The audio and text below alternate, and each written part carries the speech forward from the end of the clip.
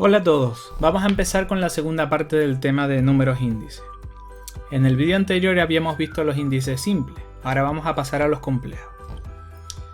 Los índices complejos, como dijimos en la introducción del tema, hacen referencia a una magnitud compleja, como puede ser el precio, cantidad o valor de un conjunto de artículos o servicios.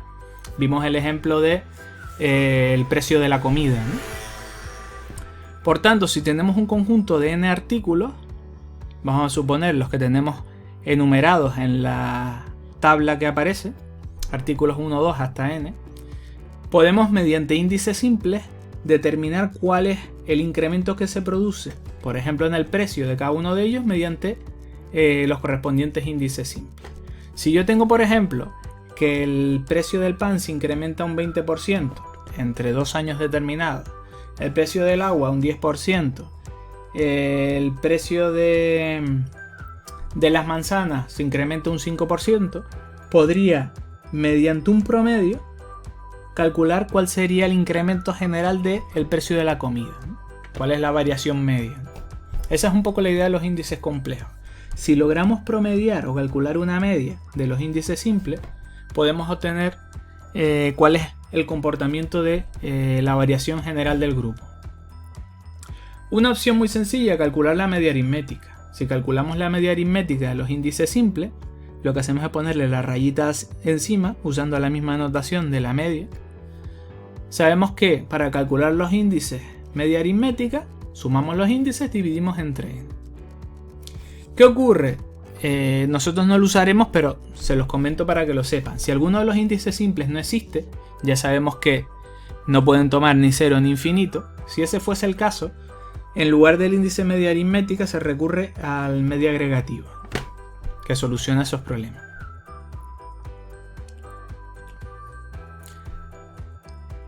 Hemos visto que calculando la media aritmética tendríamos una idea de cuál es el comportamiento de la evaluación media o variación media del conjunto de los artículos, en este caso de la comida, del precio de la comida. Sin embargo, puede ocurrir que los artículos no tienen la misma importancia dentro del conjunto.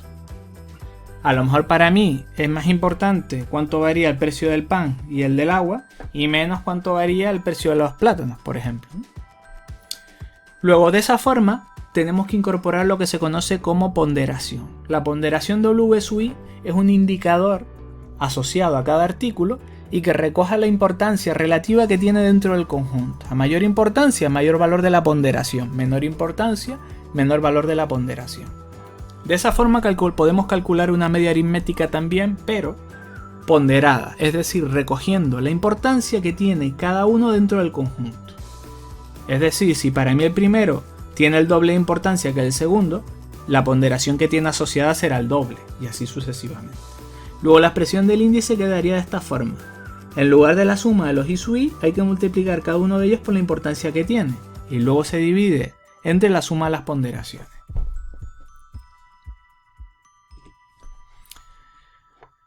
Como ejemplo sencillo podemos plantear el caso del pan, el agua y el aceite, por poner 3 artículos de la cesta de la compra. Supongamos que el precio de los mismos se ha incrementado un 30%, un 10% y un 20% respectivamente entre los años 2005 y 2010. Sabemos que el índice simple del 2010 con base 2005 sería 1,3 para el primero, 1,1 para el segundo y 1,2 para el tercero, ¿no? Es decir, 130%, 110% y 120%. ¿Cuál es el incremento conjunto del precio de estos 3 artículos? Podríamos pensar, pues calculo la media aritmética de los 3 incrementos o de los 3 índices simples y lo tendría. En este caso la media me daría 1,2, 120%. Diría que el precio del grupo de artículos se ha incrementado un 20%. ¿Entre qué años? Entre los periodos 2005 y 2010. Hemos planteado este cálculo sencillo teniendo en cuenta que todos los artículos tienen la misma importancia dentro del conjunto. Si no fuese así, tengo que incorporar las ponderaciones. Por ejemplo, el apartado B nos plantea que si el agua y el aceite son el triple y el doble de importantes que el pan, lo lógico es que la ponderación del agua sea, por ejemplo, sea por ejemplo 3, la del aceite sea 2 y la del pan sea 1. 3, 2, 1 y recoge lo del triple y el doble de importancia. ¿Qué tendría que hacer para calcularlo? Pues tendría que multiplicar el primero pues por 3, el segundo por 2 y el otro dejarlo con 1. Es lo que se plantea aquí, ¿no? Siguiendo el orden que tengo aquí, el primero que aparece es el pan, agua y aceite. Luego, este es el triple del pan y este es el doble del pan. Luego, este se multiplica por 1, este por 3 y este por 2. Al final, en el denominador lo que tengo es la suma de las ponderaciones, es decir, 1 más 3 más 2, es decir, 6. Al calcular la media aritmética, aquí parece ponderada, aquí nos da 1,17, 117%, y diríamos que el precio de los artículos se incrementa un 17%. No hay tanta diferencia respecto al otro caso, pero recoge ya la importancia de cada uno de los ítems dentro del conjunto, entre el 2005 y el 2010. Para distinguirlo del anterior se le añade el asterisco que indica que la media aritmética es ponderada. El otro era directamente y raya, y este irraya con el asterisco. Eso indica que es ponderada. Este es un ejemplo sencillo para entender un poco el concepto de las ponderaciones. En la práctica, en el campo de la contabilidad y finanzas, a la hora de estudiar los índices, hay ponderaciones mucho más complejas, sobre todo cuando uno tiene en cuenta que la magnitud que me interesa medir es el valor o el cambio de valor que experimenta un conjunto de artículos. En ese tipo de situaciones, los sistemas de ponderaciones más utilizados son los que tienen por aquí. Si mi variable de interés fuese el precio, la ponderación es precio en el periodo base por la cantidad consumida en el periodo base. O bien la segunda ponderación, precio periodo base, cantidad periodo actual. Si mi variable de interés fuese la cantidad, lo único que tengo que hacer es intercambiar P por Q, precio por cantidad. Aquí quedaría cantidad periodo base, precio periodo base. Si aquí en lugar de P pongo Q, cantidad periodo base, en lugar de QP, precio periodo actual. Y obtendría los dos sistemas de ponderaciones más utilizados en cada uno de los casos. ¿Cómo tengo el índice? El índice en cada uno de los casos, tanto de precios como de cantidades, se obtendría sustituyendo en la formulita del media aritmética ponderado, donde pone W sub I, ya sabemos lo que va a ir en cada caso, ya lo tenemos aquí. Y donde aparece índice simple, si es de precios será el cociente de los precios, periodo actual entre el base. Y si fuese cantidad, cociente de los precios, de las cantidades, periodo actual y base. De esa forma vamos a ver algunos a modo de ejemplo. Si el índice fuese de precio, media aritmética ponderada de precio, y uso el primer sistema de ponderaciones, ¿qué obtengo? Pues donde pone W sub I va a ir precio y cantidad periodo base, lo mismo en el denominador, precio y cantidad periodo base. Donde pone I sub I, que es el índice simple, cociente de los dos precios, periodo actual y base. Cancelando aquí periodo base con periodo base, quedaría precio actual por cantidad del base. El denominador ya queda establecido, no hay que operar con él. Y tendríamos lo que se conoce como el índice de precio de las Peirce, un índice muy conocido y que se utiliza, por ejemplo, ya lo veremos, para determinar el IPC, el índice de precios al consumo. Se denota L sub P. Si uso el segundo sistema de ponderaciones, lo que obtengo es I sub I queda igual y el W sub I cambia. Precio, periodo base, cantidad, periodo actual. Lo mismo en el denominador y ahora lo que se cancela, y ahora al cancelar precio en el base, en cada uno de los dos casos tengo precio, periodo actual, cantidad, periodo actual. El denominador, precio, periodo base, cantidad, periodo actual. El índice obtenido de esta forma es el índice de Pasch de precio. Tenemos dos índices de precio que recogen cuánto se ha incrementado entre dos periodos determinados el precio de un conjunto de artículos, ¿no? Teniendo en cuenta las distintas ponderaciones. Si hacemos lo mismo, pero en lugar de precio con cantidades, se obtendrían los correspondientes índices cuánticos de cantidades, tanto de las Peirce como de Pasch. Cantidades, en lugar de I sub I ponen cociente de cantidades y lo otro igual, ¿no? Cancelan cantidad de periodo base, igual que hicimos antes con el precio, y se obtienen los correspondientes índices de las Peirce y de Pasch. ¿Cómo se aplican estos índices? Vamos a ver un ejemplo. Supongamos que tenemos los precios y cantidades de dos artículos A y B en 2 años determinados. Precios de los artículos en el 2009 y 2010 y las cantidades vendidas o consumidas en esos años. Tenemos que ver cuánto se ha incrementado el precio y la cantidad entre los dos periodos, entre 2009 y 2010, o en general cuánto se ha incrementado el valor de los artículos entre esos dos periodos. ¿Cómo podemos hacerlo? A través de los índices que hemos visto anteriormente. Para determinarlo, lo más sencillo es construir una tabla de este estilo, es decir, considere una columna que recoja los precios de los artículos en el periodo base, es decir, en el 2009, precio articulado en 2009, 2, precio artículo B 2009, 5, 2 y 5. Luego las cantidades en ese mismo año, 2009. Cantidad vendida del articulado 2009, 10. Cantidad vendida del B, 12. Ahora pasamos al año actual, 2010. Precio 2010 de los dos artículos, 4 y 7, 4, 7. Cantidad vendidas en ese año, 20 y 8, 28. Y de este formato de tabla hemos pasado a estas 4 columnas. 4 columnas que recogen precios y cantidades en los dos periodos que intervienen. El 9 sería el 0 y el 10 el T en las formulitas anteriores. Como los índices de las Peirce y de Paschen se obtienen mediante un cociente de dos sumatorios de precios por cantidad, lo que vamos a hacer es multiplicar y hacer los 4 posibles productos cruzados, precio 2009, cantidad 2009, 2 por 10, 20, 5 por 12, 60 y sumamos el total 80. Precio 2010, cantidad 2010, lo mismo, multiplicando estas dos columnas y sumando 2009, 2010 y al revés, 2010, 2009. Tendríamos los 4 sumatorios que intervienen en las fórmulas de los índices. 80, 136, 80, 124. Con eso claro, ya simplemente sustituir los valores que intervienen. El índice de las Peirce de precios 2010-2009, precio 2010, cantidad 2009, lo buscamos en la tabla. Precio 2009, cantidad 2009, lo mismo. Operamos. Nos da 155, 1,55, 155%. Se incrementaría un 55%. El de Paschen de precio, lo mismo. Ahora intervienen precio y cantidad 2010, el sumatorio era 136 entre el 80. Y nos da 1,70, 170. ¿Diríamos que los precios se han incrementado entre el 2009 y el 2010? Sí. ¿En cuánto? Pues en torno al 55 o al 70%, lo que nos van a indicar, ¿no?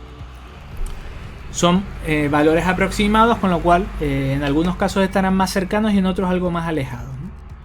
Si nos vamos a las cantidades, la variación que experimentan la tenemos aquí. En el caso de las Peirce de cantidades nos da 1, es decir que no varía 100%. Y entre el 2009 y el 2010 con el de Paschen de cantidades 1,10, solo se incrementarían en un 10%.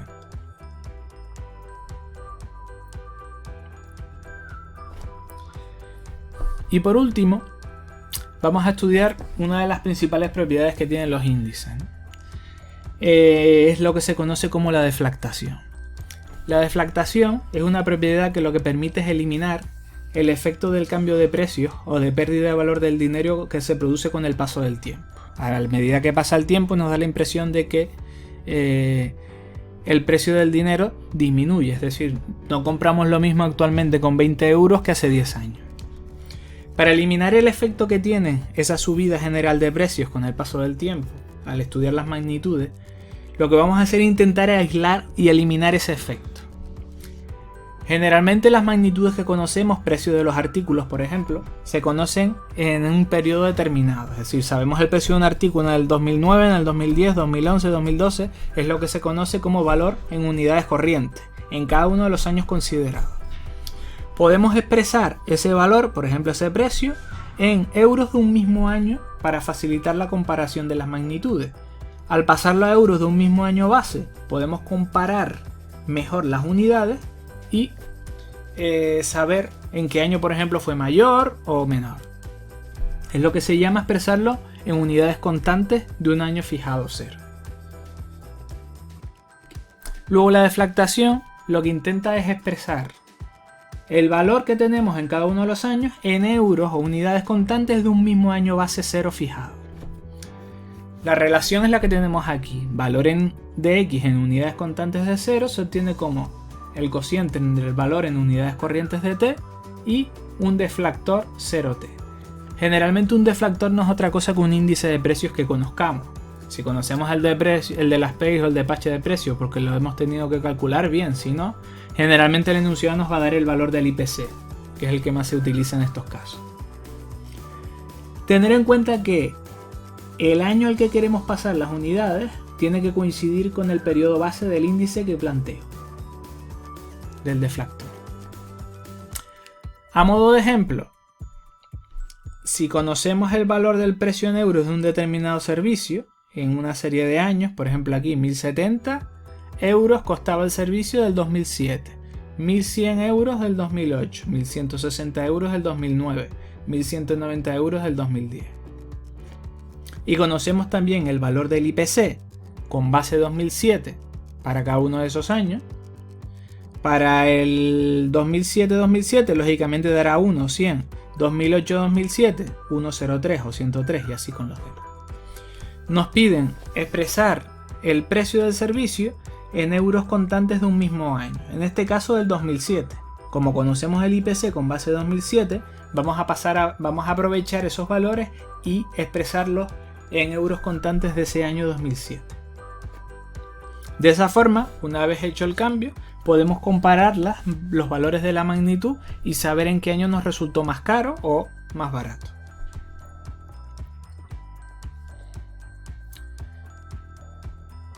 A la hora de plantear la expresión mediante la deflactación, sabemos que si queremos pasar a euros contantes de 2007, necesitamos que el deflactor, en este caso el IPC, sea con base 2007. Luego, dividiendo los valores de los euros corrientes entre el correspondiente IPC con base 2007, podremos obtener el valor en euros contantes. Este entre este y así con todo. Teniendo cuidado con que el valor del índice hay que utilizarlo en tanto por uno. 1, 1,03, 1,05, 1,08. ¿Por qué? Porque de esa forma se mantendrían las unidades de medida. Si lo dividimos en porcentaje, ya no tendríamos 1000 y pico euros, tendríamos 1 con algo.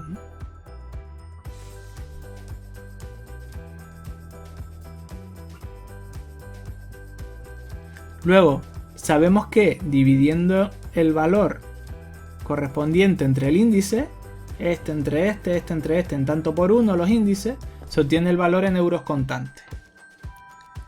1070 entre 1, 1100 entre 1,03, 1160 entre 1,05, 1190 entre 1,08. Y los valores obtenidos son los que tenemos aquí en la última columna. Estos serían los valores del precio del servicio en euros contantes de cada uno de los años. Es decir, lógicamente al pasar del 2007 a 2007 no va a variar. Serían 1070 euros contantes de 2007. Sin embargo, los 1100 euros del 2008 equivalen a 1067,96 euros contantes de 2007. Los 1160 euros de 2009 equivalen a 1104,76 euros contantes de 2007. Y los 1190 euros de 2010 equivalen a 1101,85 euros contantes de 2007. De esa forma, en la columna de corrientes daba la impresión de que era más caro en el último de los años 2010, sin embargo, al eliminar el efecto de las subidas de los precios de manera general, hemos visto que realmente nos resultaba más caro, en términos contantes, comprarlo en el año 2009, 1104,76. Luego, de esa forma, al expresarlo en euros contantes, se facilita bastante el cálculo de la magnitud. En la mayoría de los ejercicios van a tener que realizar la deflactación, teniendo en cuenta que no siempre les van a dar los euros corrientes y van a tener que hallar los contantes, sino podría ser al revés, que le diesen los valores en euros contantes y tuviesen que hallar los corrientes. O bien que conociesen contantes y corrientes y tuviesen que hallar el deflactor, el IPC. Siempre a partir de la expresión de la deflactación despejan lo que desconocen. Un saludo y hasta el próximo vídeo.